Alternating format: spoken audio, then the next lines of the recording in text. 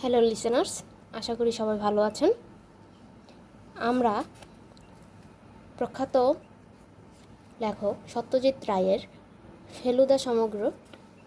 ফেলুদার গোয়েন্দাগিরি সম্পর্কে শুনতেছিলাম। এখন আমরা ফেলুদার গোয়েন্দাগিরির সম্পর্কে যতটুকু জেনেছিলাম সেটা এমন ছিল, ফেলুদা আর তিনকুর বাবুর মধ্যে কথোপকথন হচ্ছিল।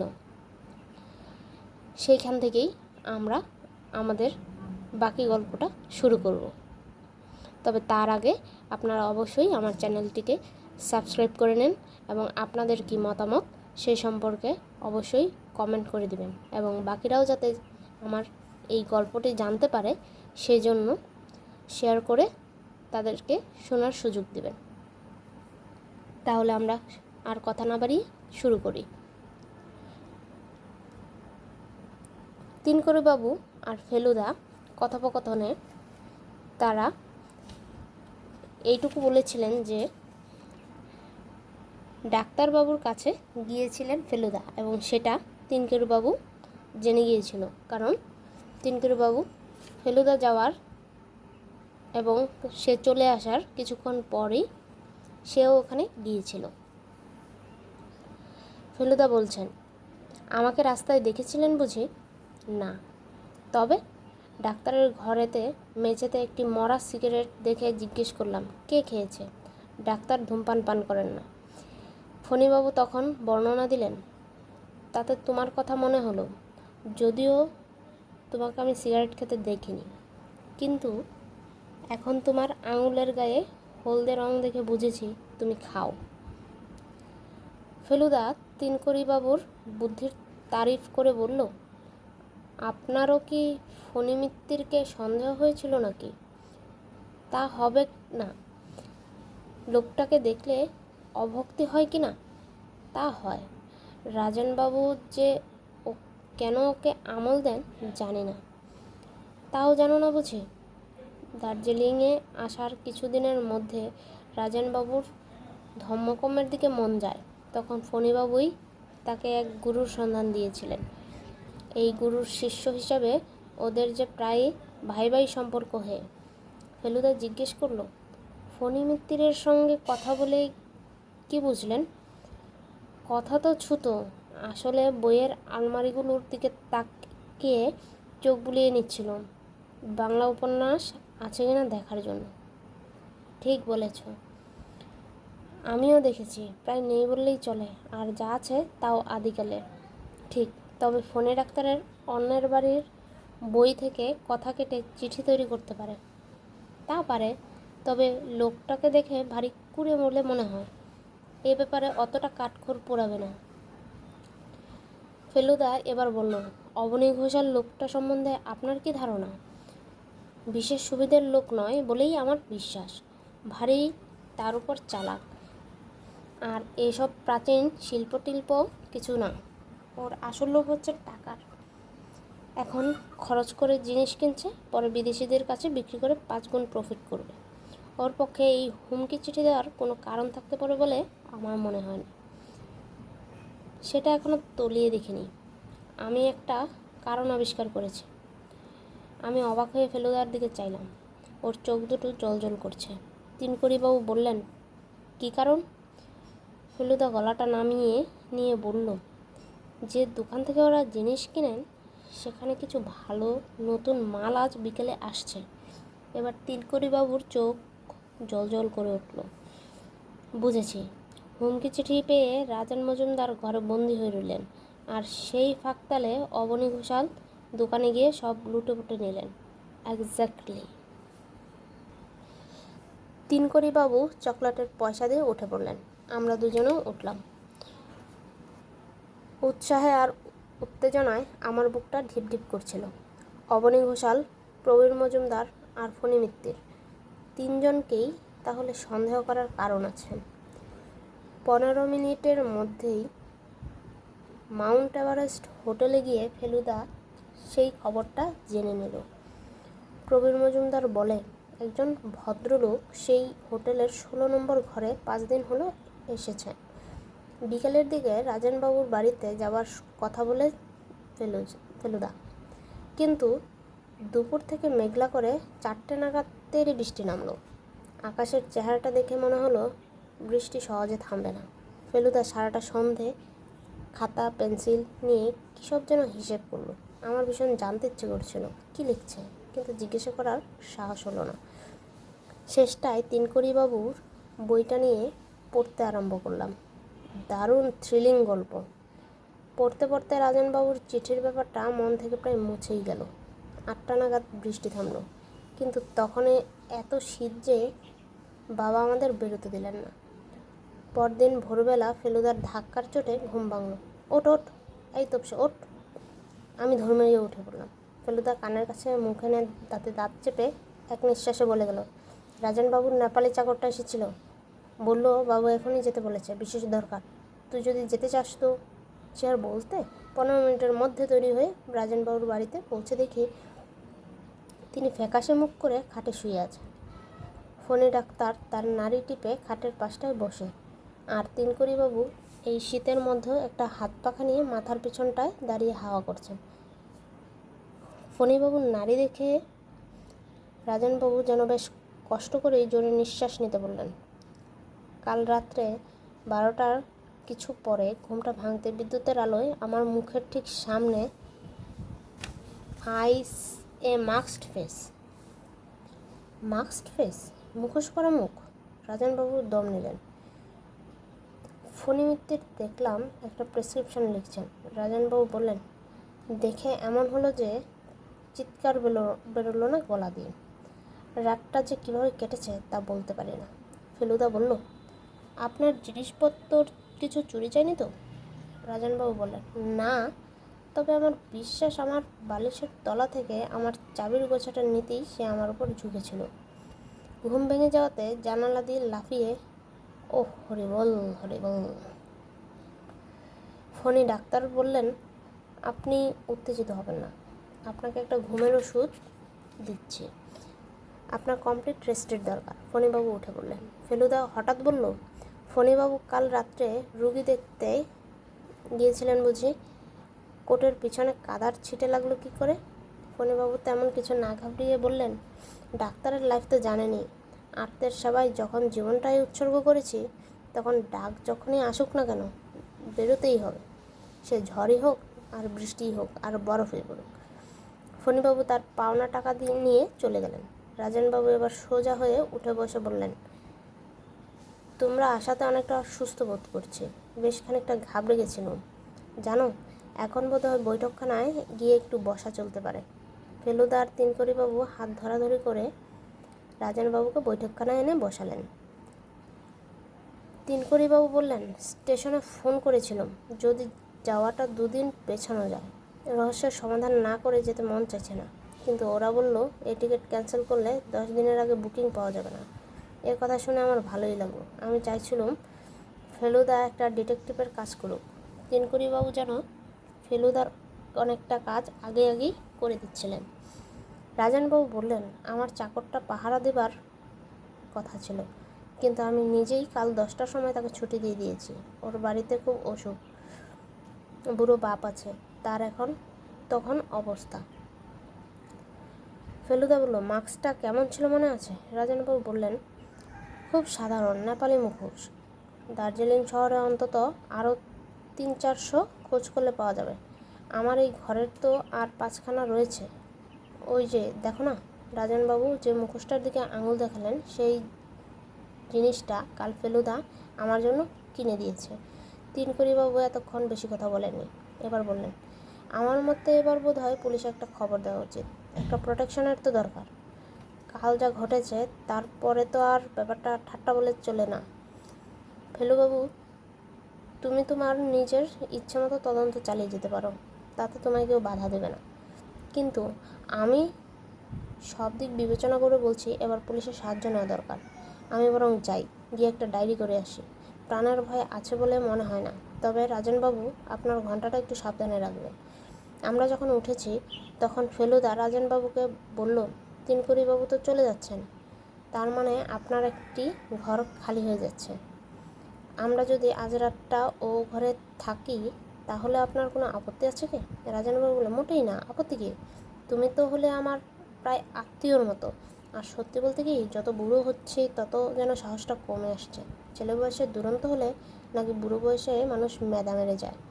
তিনকড়িবাবুকে ফেলুদা বলল, স্টেশনে ওকে সি অফ করতে হবে। ফেরার পথে যখন নেপাল কিউরিও শপের পাশ দিয়ে যাচ্ছিলাম তখন আমাদের দুজনের চোখ গেল দোকানের ভেতর। দেখলাম দুজন ভদ্রলোক দোকানের ভেতর জিনিসপত্র দেখছে আর পরস্পরের সঙ্গে কথা বলছে। দেখে মনে হয় দুজনের অনেক দিনের আলাপ। একজন অবনী ঘোষাল আর একজন প্রবীর মজুমদার। আমি ফেলুদার দিকে চাইলাম। তার মুখের ভাব দেখে মনে হলো না সে কোনো আশ্চর্য জিনিস দেখছে। 10:30টার সময় স্টেশনে গেলাম তিনকড়িবাবুকে গুড বাই বলতে। উনি এলেন আমাদেরও 5 মিনিট পরে। চড়াই উঠে উঠে পায়ে ব্যথা হয়ে গেছে, তাই আস্তে আস্তে হাঁটতে হলো। সত্যি ভদ্রলোক একটু খোঁড়াচ্ছিলেন। নীল রঙের ফার্স্ট ক্লাস কামরায় উঠে তিনকড়িবাবু তার অ্যাটাচ চিকেস খুলে একটা ব্রাউন কাগজের প্যাকেট ফেলুদাকে দিলেন। এটা কিনতেও একটু সময় লাগলো। রাজনবাবু তো আর কিউরিওর দোকানে যেতে পারলেন না, অথচ কাল সত্যি অনেক ভালো জিনিস এসেছে। তার থেকে একটা সামান্য জিনিস বাছাই করে ওর জন্য এনেছি। তোমরা আমার নাম করে শুভেচ্ছা জানিয়ে ওকে দিয়ে দিও। ফেলুদা প্যাকেটটা নিয়ে বলল, আপনার ঠিকানা দিয়ে গেলেন না? মিস্ট্রিটা সলভ করে আপনাকে জানিয়ে দেবো ভাবছিলাম যে। তিনকড়িবাবু বলেন, আমার প্রকাশকের ঠিকানায় আমার বইতেই পাবে। তার কেয়ারের চিঠি লিখলেই চিঠি আমার কাছে পৌঁছে যাবে। Good luck. ট্রেন ছেড়ে দিল। ফেলুদা আমাকে বলল, লোকটা বিদেশে জন্মালে দারুণ নাম আর পয়সা করত। পরপর এতগুলো ভালো রহস্য উপন্যাস খুব কম লেখকই লিখেছে। সারাদিন ধরে ফেলুদা রাজনবাবুর ব্যাপারটা নিয়ে নানান জায়গায় ঘোরাফেরা করলো। আমি অনেক করে বলতেও আমাকে সঙ্গে নিল না। সন্ধ্যাবেলা যখন রাজনবাবুর বাড়ি যাচ্ছি তখন ফেলুদাকে বললাম, কোথায় কোথায় গেলে সেইটা অন্তত বলবে তো। ফেলুদা বলল, 2বার মাউন্ট এভারেস্ট হোটেল, একবার ফণি মিত্তিরের বাড়ি, একবার নেপাল কিউরিও শপ, একবার লাইব্রেরি, আর এছাড়া আরও কয়েকটা জায়গা। ও, আর কিছু জানতে চাস? অপরাধীকে বুঝতে পেরেছ? এখনও বলার সময় আসেনি। কাউকে সন্দেহ করেছ? ভালো ডিটেকটিভ হলে প্রত্যেককেই সন্দেহ করতে হয়। প্রত্যেককে মানে? এই ধর তুই। আমি? যার কাছে এই মুখোশ আছে সেই সন্দেহের পাত্র? সে যে লোকই হোক। তাহলে তুমিই বা বাদ যাবে কেন? বেশি বাজে বকিস নে। বারে, তুমি যে রাজনবাবুকে আগে চিনতে সে কথা তো গোড়ায় বলোনি। তার মানে সত্য গোপন করেছ। আর আমার মুখোশ তো ইচ্ছে করলে তুমিও ব্যবহার করতে পারো, হাতের কাছেই আছে। Shut up, shut up. রাজনবাবুকে এবেলা দেখে তখন খুব ভালো লাগলো। কেমন আছেন জিজ্ঞেস করতে বলেন। দুপুরের দিকটা বেশ ভালো বোধ করছিলাম। যত সন্দেহ আসছে ততই যেন কেমনটা অস্বস্তি লাগছে। ফেলুদা তিনকড়িবাবুর দেওয়া প্যাকেটটা রাজনবাবুকে দিল। সেটা খুলে তার থেকে একটা চমৎকার বুদ্ধের মাথা বের হলো। সেটা থেকে রাজনবাবুর চোখ ছলছল করে এলো। ধরা গলায় বললেন, খাসা জিনিস, খাসা জিনিস। ফেলুদা বলল, পুলিশ থেকে লোক এসেছিল। আর বলো না, এসে 32 রকম জেরা করলে। কদ্দূর কি হদিস পাবে জানি না, তবে আজ থেকে বাড়িটা ওয়াচ করার জন্য লোক থাকবে, সেই যা নিশ্চিন্ত। সত্যি বলতে কি, তোমরা হয়তো না এলেও চলতো। ফেলুদা বলল, স্যানাটোরিয়ামের বড্ড গোলমাল। এখানে হয়তো চুপচাপ আপনার কেসটা নিয়ে একটু ভাবতে পারবো। রাজনবাবু হেসে বলল, আর তাছাড়া আমার চাকরটা খুব ভালো রান্না করে। আজ মুরগির মাংস রাখতে বলেছি। স্যানাটোরিয়ামে অমনটি খেতে পাবে না। রাজনবাবু আমাদের ঘরটা দেখিয়ে দিয়ে নিজের ঘরে চলে গেলেন। ফেলুদা শটান খাটের উপর শুয়ে পড়ে একটা সিগারেট ধরিয়ে কড়িকাঠের দিকে তাক করে পরপর 5টা ধোয়ার রিং ছাড়ল। তারপর আধবোঝা চোখে বেশ কিছুক্ষণ চুপ করে থেকে বলল, ফণি মিত্তির কাল সত্যিই রুগী দেখতে গিয়েছিলেন? কার্ট রোডে একজন ধনী পাঞ্জাবি ব্যবসায়ীর বাড়ি। আমি খোঁজ নিয়েছি। 11:30 থেকে 12:30 অবধি ওখানে ছিলেন। তাহলে ফণি মিত্তির অপরাধী নন? ফেলুদা আমার কথার জবাব না দিয়ে বলল, প্রবীর মজুমদার 16 বছর ইংল্যান্ড থেকে বাংলা প্রায় ভুলেই গেছেন। তাহলে ওই চিঠির ওর পক্ষে লেখা সম্ভব না। আর ওর টাকার কোনো অভাব নেই। তাছাড়া দার্জিলিংয়ে এসেও লেবেংয়ে ঘোড়দৌড়ের বাজিতে উনি অনেক টাকা করেছেন। আমি দম আটকে বসে রইলাম। ফেলুদার আরও কিছু বলার আছে সেটা বুঝতে পারছিলাম। আধ খাওয়া জ্বলন্ত সিগারেটটা ক্যারামের ঘুঁটি মারার মতো করে প্রায় 10 হাত দূরের জানালা দিয়ে বাইরে ফেলে দিয়ে ফেলুদা বলল, আজ চা বাগানের গিলমোর সাহেব দার্জিলিংয়ে এসেছে। প্ল্যান্টার্স ক্লাবে গিয়ে ওর সঙ্গে দেখা করেছিলাম। লামার প্রাসাদের আসল ঘন্টা একটাই আছে, আর সেটা গিলমোরের কাছে। রাজনবাবুরটা নকল। অবনী ঘোষাল সেটা জানে। তাহলে রাজনবাবুর ঘন্টা তেমন মূল্যবান নয়? না। আর অবনী ঘোষাল কাল রাত্রে একটা পার্টিতে প্রচুর মজুমদারের সাথে রাত 9টা থেকে ভোর 3টে অবধি মাতলামি করেছে। ও, আর মুখোশ পরা লোকটা এসেছিল 12টার কিছু পরেই। হ্যাঁ। আমার বুকের ভেতরটা কেমন খালি খালি করছিল। বললাম, তাহলে? ফেলুদা কিছু না বলে একটা দীর্ঘ নিঃশ্বাস ফেলে খাট থেকে উঠে পড়ল। ওর ভুরু দুটো যে এত কুচকুতে পারে তা আমার জানা ছিল না। কয়েক সেকেন্ড চুপ করে দাঁড়িয়ে থেকে কী যেন ভেবে ফেলুদা বৈঠকখানার দিকে চলে গেল। যাবার সময় বলল, একটু একা থাকতে চাই, ডিস্টার্ব করিস না। কী আর করি। এবার ওর জায়গায় আমি বিছানায় শুলাম। সন্ধ্যা হয়ে আসছে। ঘরের বাতিটা আর জ্বালাতে ইচ্ছা করছে না। খোলা জানলা দিয়ে অবজারভেটরি হিলের দিকটায় অন্যান্য বাড়ির আলো দেখতে পাচ্ছিলাম। বিকেলে মেলের থেকে একটা গোলমালের শব্দ পাওয়া যায়। এখন সেটা মিলিয়ে আসছে। একটা ঘোড়ার খুরের আওয়াজ পেলাম। দূর থেকে কাছে এসে আবার মিলিয়ে গেল। সময় চলে এসেছে। জানালা দিয়ে শহরের আলো কেমন যেন ঝাপসা হয়ে আসছে। বোধহয় কুয়াশা হচ্ছে। ঘরের ভিতরটা অন্ধকার হয়ে এলো। ঘুম ঘুম ভাব আসছে মনে হলো। চোখের পাতা দুটো কাছাকাছি এসে গেল। এমন সময় মনে হলো কে যেন ঘরে আসছে। মনে হতেই এমন ভয় হলো যে যেদিক থেকে লোকটা আসছে সেদিকে না তাকিয়ে আমি জোর করে নিঃশ্বাস বন্ধ করে জানালার দিকে তাকিয়ে রইলাম। কিন্তু লোকটা যে আমার দিকেই আসছে আর আমার সামনেই এসে দাঁড়ালো। জানালার বাইরে শহরের দৃশ্যটা ঢেকে দিয়ে একটা অন্ধকার কী যেন এসে আমার সামনে দাঁড়িয়েছে। তারপর সেই অন্ধকার জিনিসটা নিচু হয়ে আমার দিকে এগিয়ে এলো। এবার তার মুখটা আমার মুখের সামনে, আর সেই মুখে একটা মুখোশ। আমি যেই চিৎকার করতে যাবো অমনি অন্ধকার শরীরটা একটা হাত উঠে গিয়ে মুখোশটা খুলতেই দেখি ফেলুদা। কী রে, ঘুমিয়ে পড়েছিলে নাকি? ও ফেলুদা, তুমি? তা আমি না তো কে? তুই কী ভেবেছিলে? ফেলুদা ব্যাপারটা বুঝতে পেরে অট্টহাস্য গিয়ে আবার থেমে গেল। তারপর খাটের পাশটায় বসে বলল, রাজনবাবুর মুখোশগুলো সবকটা পরে দেখেছিলাম। তুই এইটা পর। ফেলুদা আমাকে মুখোশটা পরিয়ে দিল। অস্বাভাবিক কিছু লাগছে কি? কই না তো। আমার পক্ষে একটু বড়। এই যা, আর কিচ্ছু না। ভালো করে ভেবে দেখতো। একটু একটু যেন গন্ধ। কিসের গন্ধ? চুরুট। ফেলুদা মুখোশটা খুলে নিয়ে বলল, এক্স্যাক্টলি। আমার বুকের ভিতরটা আবার ডিপ ডিপ করছে। মুখ দিয়ে বেরিয়ে এলো, 3 করি বাবু। ফেলুদা দীর্ঘ নিঃশ্বাস ফেলে বলল, সুযোগের দিক দিয়ে সবচেয়ে বেশি ছিল এরই। বাংলা উপন্যাস, খবরের কাগজ, ব্লেড, আঠা, কোনোটারই অভাব নেই। আর তুই লক্ষ্য করেছিলি নিশ্চয়ই স্টেশনে আজজন একটু খোঁড়াচ্ছিল। সেটা বোধহয় কাল জানলার বাইরে লাফিয়ে পড়ার দরুন। কিন্তু আসল যেটা রহস্য সেটা হলো কারণটা কি? রাজনবাবুকে তো মনে হয় রীতিমতো সমীহ করতেন ভদ্রলোক।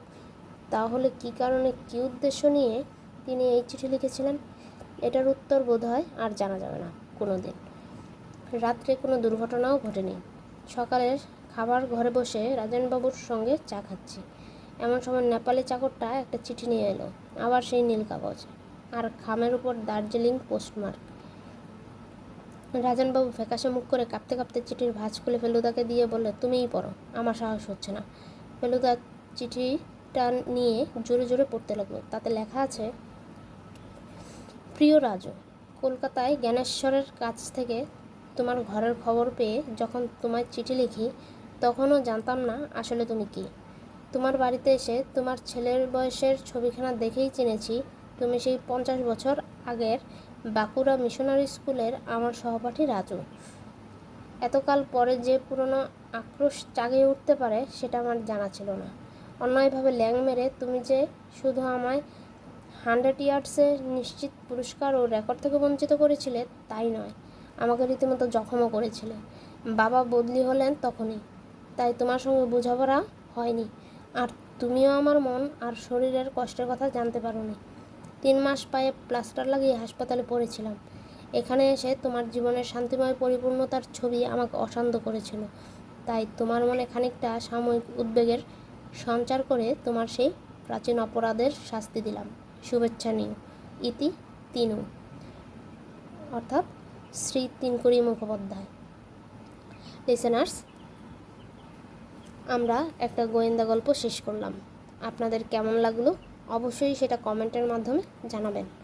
আর আমার চ্যানেলটি অবশ্যই সাবস্ক্রাইব করবেন এবং লাইক দিয়ে আমাদের পাশে থাকবেন।